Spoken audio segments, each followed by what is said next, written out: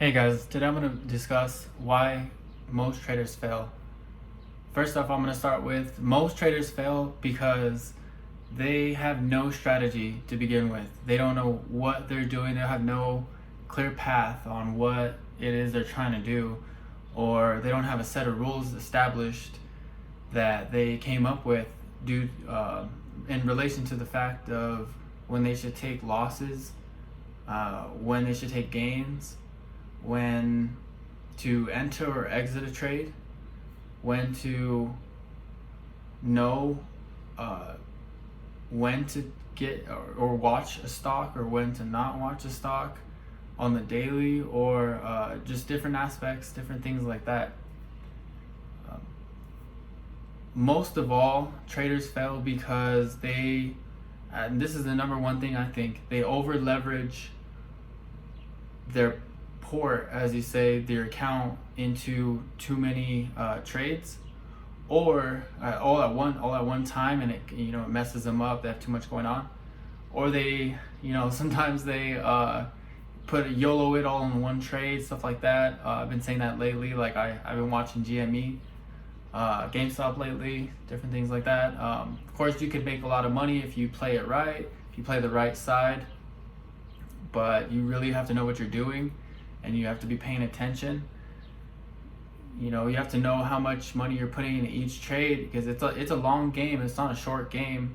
It takes a while to continuously build this money, build your account, and you have to be very disciplined. And a lot of people, they want that money really fast, and they're not as disciplined as they should be. And most of the time, you know yourself what you're doing wrong and how you're messing up. You have to admit that to yourself, and you have to fix the issues at hand.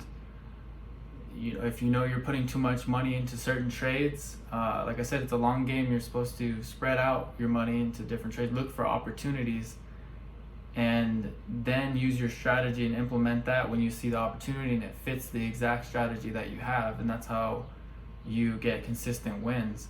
And a lot of people, they do the opposite. Like I said, they rush, they do too much.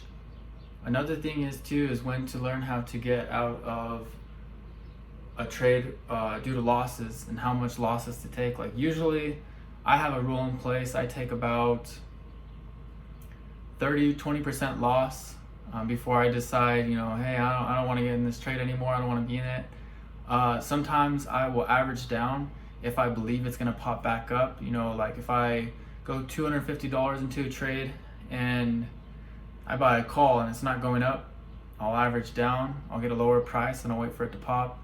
I'll get out of the trade with less loss.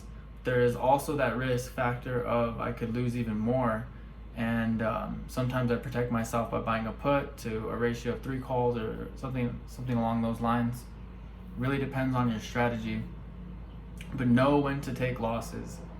Absolutely know when to take losses. Sometimes it just depends on the situation. If you're holding a stock for a long time, you took a loss, it's not really a problem. But if you're holding a weekly trade or a day trade and you're not getting out in time, that can screw you over more times than you would have anticipated. Another big thing is, and so far I've covered know when to take losses.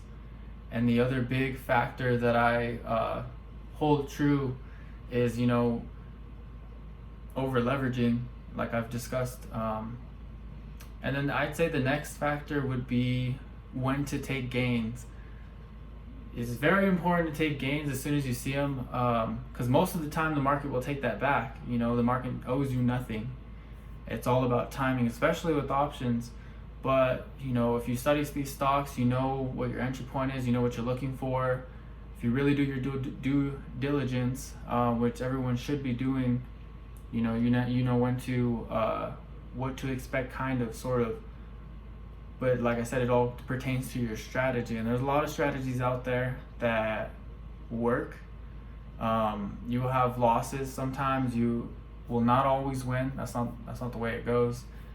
I wish it was, but it all comes down to strategy and discipline.